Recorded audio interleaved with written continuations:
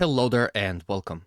This is Mikhail or Michael speaking, and as always before the video starts, I want to express my eternal gratitude towards those who decided to support me financially, be it through Patreon, PayPal, or Super Thanks. I really appreciate your generosity, so thank you friends and have a blessed day. Today's video I will start with the Avdiivka town or city, where Russian forces continue their offensive operations, not only in attempt to enter and initiate the battle within the city itself, but also make a pincer maneuver and either force Ukrainians out of the city or force them to experience what the defenders of the Mariupol city experienced about a year ago. First, let's discuss the situation on the northern flank of Avdiivka, where Russian forces continued their offensive operations from Krasnogorovka in attempt to gain full control over this rail line across these open fields and along these forest lines in attempt to cross over this rail line and initiate the battles for the settlements of Stepove and Berdiche.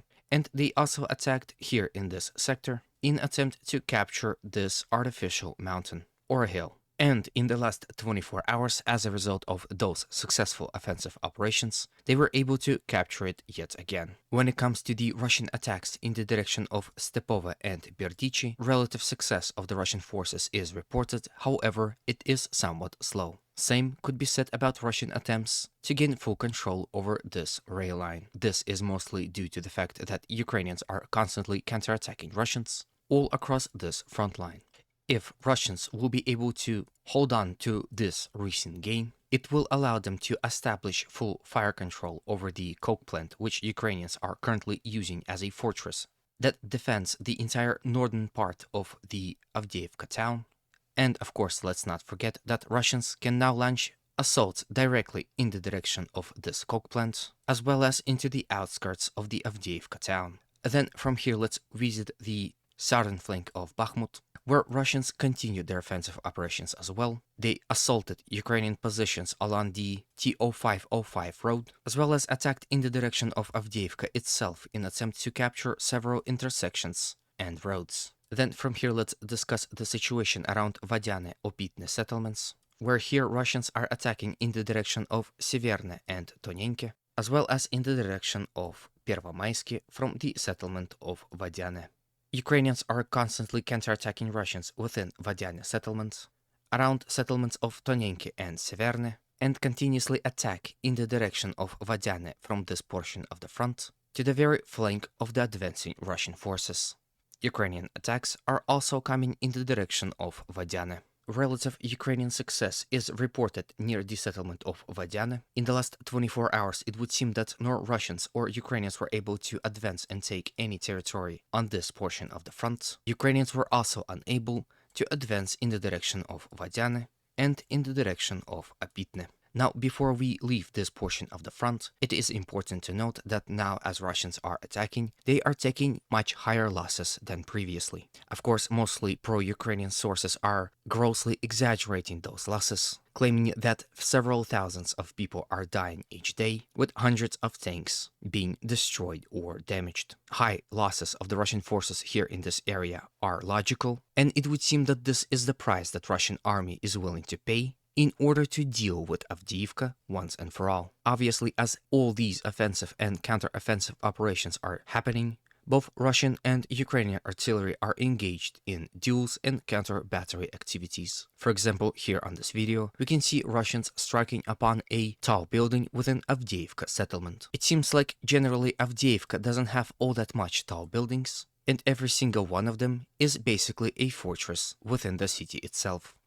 Then from here, let's quickly visit the Vremivka tactical bridgehead and discuss the situation on its left flank, where Russian forces continue their offensive operations near the village of Priutne. From it, they attack in the general direction of the village of Livadne and generally all across this portion of the front in attempt to push Ukrainians as far away from the village, thus increasing its zone of control. As a result of a successful counterattack which Russians conducted in the last 48 hours, this is exactly how much territory they were able to capture from the Ukrainian side. From Vremivka bridgehead, let's move to the Robotyne-Verbove sector, where in the last 24 hours, and especially in the recent hours, Ukrainians had yet again conducted offensive operation in the direction of the village Verbove. Not only did Ukrainian attacks happen in the direction of this village, but it also happened in the direction of the Novoprokopivka, villages of Novopokrovka and Kompany. In the direction of Novoprokopivka, Ukrainians attacked, as always, through the settlement of Robotyne, but due to the constant Russian bombardment of this settlement, as you can see here on this video, were unable to achieve any success. Sources claims that Russian artillery hit a Ukrainian tank passing through Robotyne village, destroying it in the process. When it comes to the Ukrainian attacks in the direction of the Verbove village, in the last 24 hours they were unsuccessful in their attacks, and as a result of that, more and more armor pieces are left destroyed in front of the settlement. Here you can see that presented on the video. Mind you that some of it could be an older armor pieces, and not all of them were destroyed in the last few days. Generally speaking, the intensity of Ukrainian attacks in the direction of Novoprokopivka and Verbove are dying out. However, in the last few hours, the attack in the direction of Verbove was especially intense. But despite Ukrainian persistence, that attack was repelled by the Russian forces. Before we leave this sector, I also have a video for you of a Ukrainian tank being hit by Russian ATGM. Some sources claim this is Leopard 2 tank, and some sources claim that this is basic T-64. Unfortunately, the quality of the video does not allow us to be certain, but you can always pause the video, go to the comment section, and tell me your opinion on this matter. Also, if you like this video so far, please consider supporting it with a like, comment, and if you haven't subscribed, a subscription. The more active you are, the more likely YouTube will suggest this video to other people. Thus, it will help us build community of like-minded people. Thank you in advance, and let's continue on. Then from here, let's quickly visit Kherson front and discuss the Ukrainian landings in between the settlements of Kazachye Lagiri and Korsunka. As a result of a successful landing operations across the Dnieper River, Ukrainians were able to establish control over almost the entire island, which was previously controlled by the Russians, and even crossed the Konka River, entered the small settlement of Krinki, and initiated battle for it. Although Ukrainians claimed the capture of this settlement, unfortunately for them, it seems that they were only able to capture a small portion of it, as this settlement spans to the west until it merges with the settlement of Kazachye Lagiri, and to the east also. Recent reports suggest that Ukrainians were able to entrench themselves within this portion of the settlement and are now repelling constant Russian counterattacks in attempt to recapture what was lost and throw Ukrainians back to this island or even to the Dnieper River itself. As I speak, the battle is currently ongoing and the result of it is unknown.